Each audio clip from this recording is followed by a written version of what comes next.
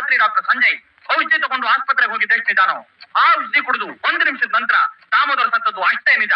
ಆದ್ರೆ ಆ ದಾಮೋದರ್ ಸತ್ತಿದ್ದು ಈ ಡಾಕ್ಟರ್ ಸಂಜಯ್ ಕುಡಿಸಿದ ಈ ಔಷಧಿ ಬಾಟ್ಲಿಂದಲ್ಲ, ಬೇರೆ ಯಾರೋ ಮೊದಲೇ ಕುಡಿಸಿದ ಆ ವಿಷದಿಂದ.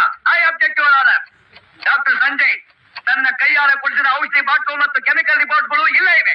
ಆದ್ರಿಂದ ಇದು ವಿಷಾದ ಹೊತ್ತು ಬೇರೆ ಆಗೋದಕ್ಕೆ ಸಾಧ್ಯ ಇಲ್ಲ. It is highly impossible. ಇದೇ ಬಾಟ್ಲಿಂದ ತಾನೇ ಈ ಡಾಕ್ಟರ್ ವಿಷ ಕುಡಿಸಿದ್ದಾರೆ ಅಂತ ನೀವು ಹೇಳ್ತಾ ಇರೋದು? ಹೇಳ್ತಾ ಇಲ್ಲ, ವಿಶ್ವಾಸ ಆಗೋಗಿದೆ ಅಂತೀನಿ. ಇದರಲ್ಲಿ ವಿಷ ಇದೆಯಾ? 10% no doubt about it. But I have got my own doubts about it your honour.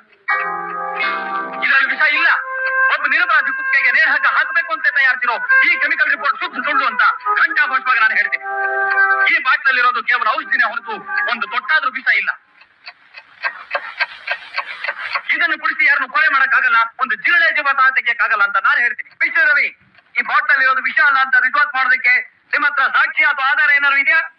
ಇದೆ, ಸಾಕ್ಷಿ ಆಧಾರ ಎರಡೂ ಇದೆ. ಅದು ಇನ್ಯಾರು ಅಲ್ಲ, ನಾನೇ ಇವರ ಆನರ್.